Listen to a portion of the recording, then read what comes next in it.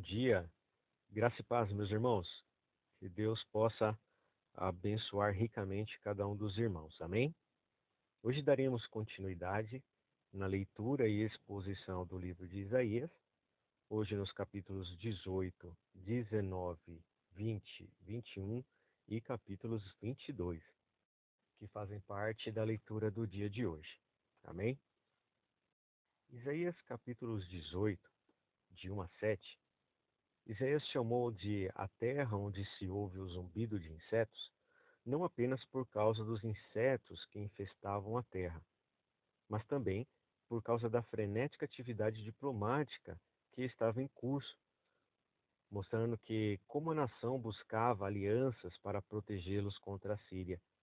Aparentemente, os etíopes mandaram enviados em barcos de junco, muito velozes, para sugerir que Israel formasse uma aliança com eles contra os assírios. O profeta exortou os etíopes para voltarem para casa e não tentarem formar uma aliança, porque o Senhor iria derrotar o inimigo no momento adequado. Em contraste com a atividade frenética dos homens na terra, está, está a paciência de Deus no céu. Enquanto aguarda o momento certo para fazer a colheita de julgamento, a Síria é retratada como uma vinha amadurecendo, que nunca vai sobreviver, porque Deus podará a parreira com o seu facão, cortará os galhos e os jogará fora. No versículo 6, Isaías descreve o que vai acontecer com os 185 mil soldados assírios. Eles serão abandonados, no verão serão comidos pelos urubus, e no inverno os animais selvagens os devorarão, como vimos também no capítulo 37, versos 36 de Isaías. Nos versos 7, o monte de Sião da profecia muitas vezes se refere à cidade espiritual, a Nova Jerusalém, que cada cristão é cidadão. E aí temos uma referência em Abacuque, capítulos 12, versos 22. E finalizando o capítulo 18, essa previsão provavelmente se realiza na conversão da Etiópia ao cristianismo nos primeiros séculos da história da igreja. Amém? Em Isaías capítulo 19, de versos 1 ao 20, a profecia contra o Egito é uma forte expressão da verdade que Deus fere a fim de curar. Primeiro, o profeta Isaías falou negativamente do confronto do Egito com o Senhor, e em seguida, positivamente, da conversão do Egito em adoração ao Deus vivo. À medida que a ameaça da Síria surgia cada vez maior, os líderes de Judá foram ao Egito para obter assistência. Isaías primeiro indica como Deus iria expor a fraqueza total de tudo, o que o mundo considera grande sobre o Egito. A terra dos faraós seria envergonhada. Primeiro, Deus envergonhará a religião egípcia. Em uma carruagem de nuvem, o Senhor mostrará a fraqueza dos deuses do Egito. Os ídolos do Egito estremecerão diante dele, e o coração dos egípcios se derreterá. Em segundo lugar, Deus envergonhará a economia egípcia. A inundação anual do rio Nilo seria um fracasso, resultando em um colapso das indústrias básicas, a agricultura, a pesca e têxteis. As águas do Nilo vão baixar, o rio vai ficar completamente seco. Verso 5. Finalmente, Deus envergonhará a sabedoria egípcia, incapaz de explicar racionalmente a série de calamidades nacionais. A sabedoria egípcia entrará em colapso. Isaías ridiculariza a incapacidade dos sábios em oferecer alguma solução. Eles ficarão tão confusos como bêbados, e seus conselhos confundirão ainda mais. Versos de 11 a 15. Essa profecia provavelmente foi cumprida em 670 anos antes de Cristo. quando o Egito foi conquistado por Esar-Hadon, rei da Síria. A conquista da Síria provou que os muitos deuses do Egito eram impotentes para ajudá-los, e que os médiuns e os assistentes não foram capazes de dar conselhos. Nos dias de Moisés, Deus havia triunfado sobre os deuses do Egito, como vimos em Êxodo, capítulo 12, e também em Números, capítulo 33. E a sabedoria dos líderes egípcios, ele iria fazê-lo novamente.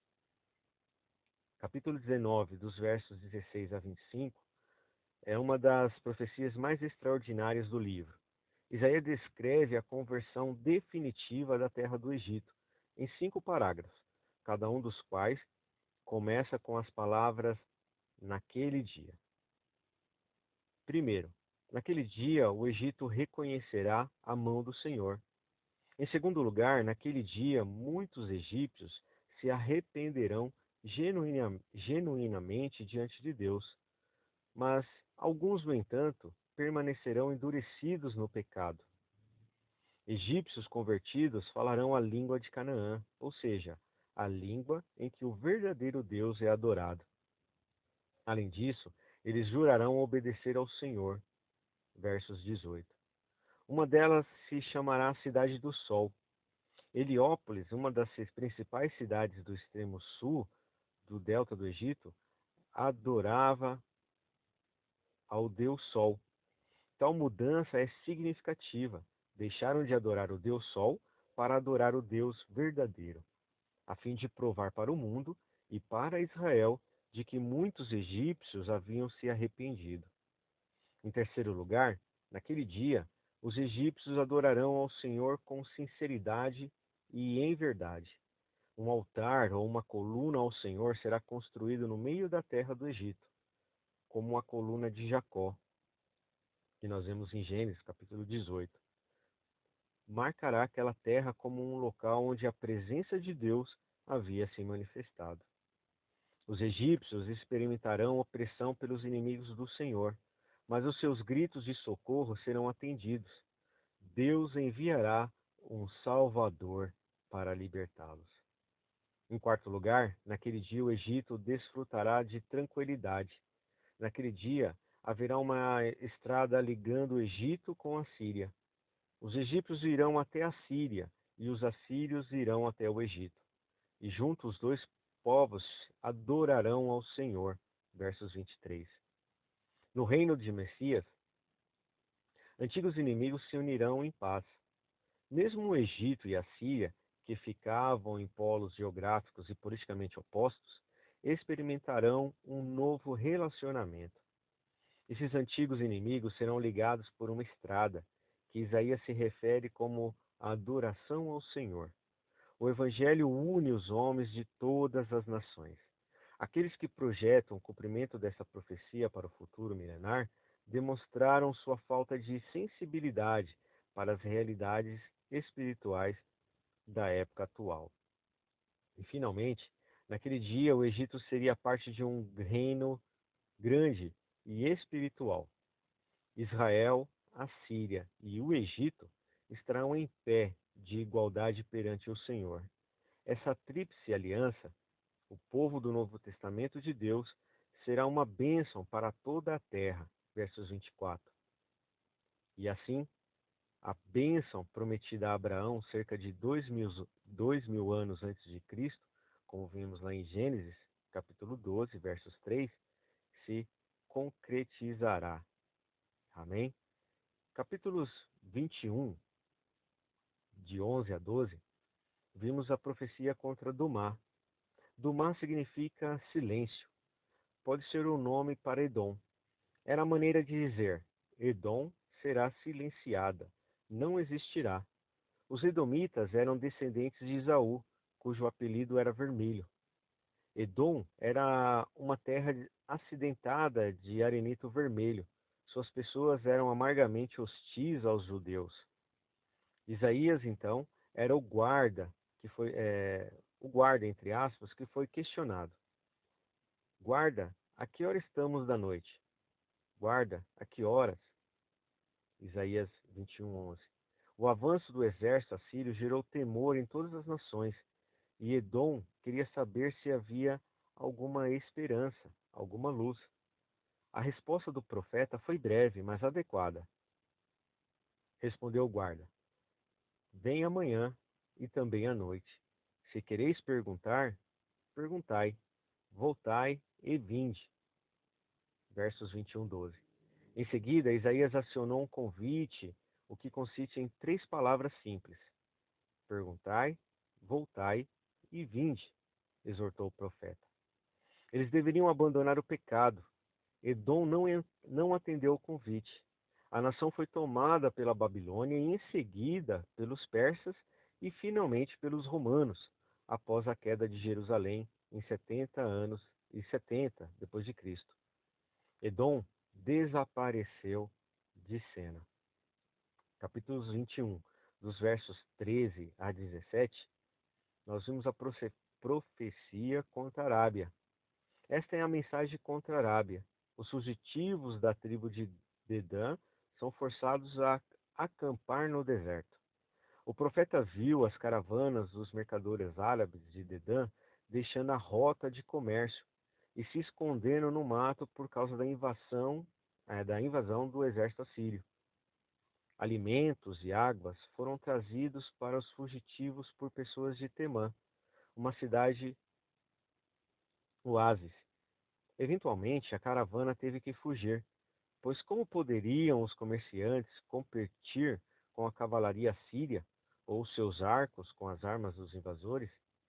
Em exatamente um ano, o esplendor de Quedar deixaria de existir e seus arqueiros famosos seriam reduzidos.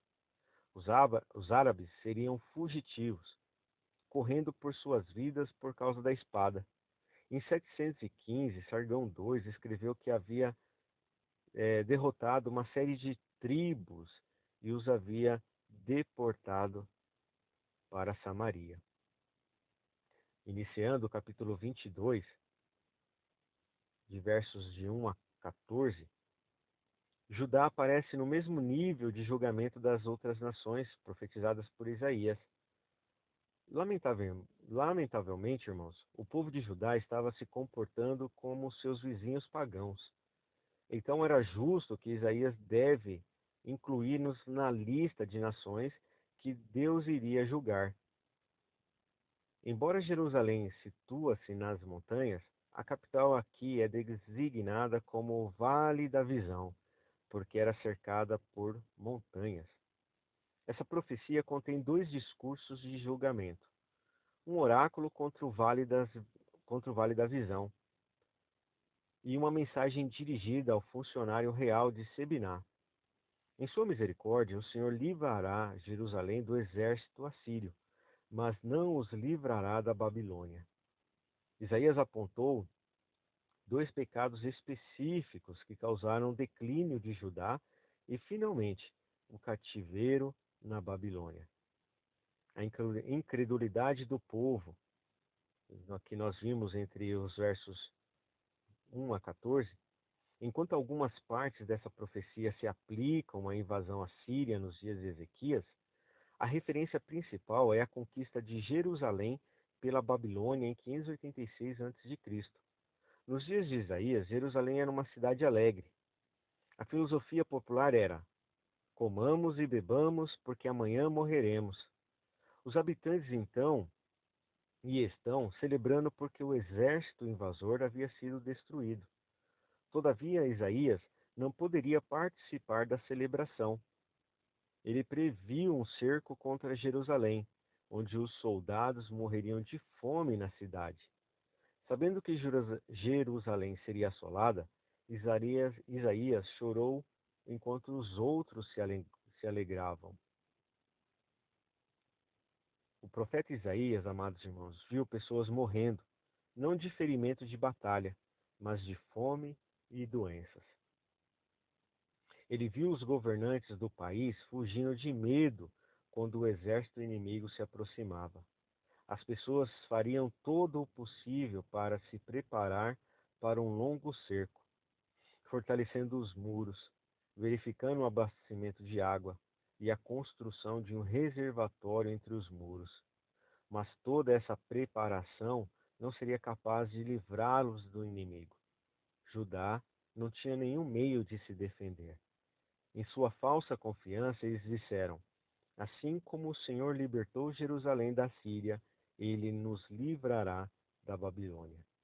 As pessoas fizeram tudo, mas não confiaram no Senhor. Em vez de festa, eles deveriam jejuar, orar, usar pano de saco e puxar os cabelos como sinal de tristeza. Deus havia enviado às nações muitos profetas para adverti-los, mas o povo não deu ouvidos à voz do Altíssimo. Agora é tarde demais. Judá será enviada ao cativeiro, e a palavra de Deus a Isaías será cumprida, como vimos em Isaías capítulo 6, dos versos 9 a 13. Isaías capítulo 22, dos versos 15 a 25, vimos se os líderes fossem fiéis ao Senhor e chamassem o povo ao arrependimento. O problema era que muitos dos líderes eram como Sebiná, pensavam apenas em si mesmos. Como tesoureiro administrador, Sebiná, depois do rei Ezequias, era o segundo homem mais importante de Jerusalém. Mas ele usou a sua autoridade e também, possivelmente, o dinheiro do rei para construir um túmulo monumental e adquirir carros. Porém, o Senhor declarou que Sebiná morrerá em uma terra estrangeira e nunca ocupará o túmulo especialmente construído. Deus rebaixou e ele se tornou escriba, desonrou e o deportou. Ele foi para um país distante, onde morreu. Ele não teria um funeral e não seria enterrado em seu túmulo. E finalizando o capítulo 22 e a leitura do dia de hoje, além disso, Deus declarou que escolheria um homem chamado Eliaquim, que significa Deus vai levantar, e o chamou de meu servo. Em vez de explorar o povo, ele seria um pai e usaria sua autoridade para o bem da nação. Ele seria como uma estaca fincada firmemente no chão. Versos 23. Uma base sólida para a nação. Todavia, nem mesmo um grande líder, piedoso como Eliaquim, foi capaz de impedir a derradeira queda de Judá. E finalizando a exposição do dia de hoje, meus amados irmãos, nós aprendemos nos capítulos até o momento, e eu tenho certeza que Deus tem nos ensinado que Deus está no trono do universo e nada escapa a seu controle. Ele governa e reina em majestade e glória. Ele conhece todos os detalhes de nossa vida. Ao longo da história, muitos tentaram conquistar e dominar o mundo. O primeiro e mais poderoso usurpador foi Satanás. Depois de sua rebelião contra Deus, ele foi esmagado e seus seguidores foram expulsos do céu. Ele se tornou o Deus deste mundo. Ele inspirou vários seres humanos a serem maus, a querer ser grandes. Entretanto, todos eles têm algo em comum: eles falharam. Apenas um tem um direito: o poder e a autoridade para governar a terra. E esse é o Senhor Jesus Cristo. E ele um dia vai voltar e ele vai tomar de volta o que é seu por direito. E com isso, meus amados irmãos, nós finalizamos a leitura e exposição do livro de Isaías, conforme o cronograma de leitura do dia de hoje. Amém? Que Deus abençoe a todos e até a próxima.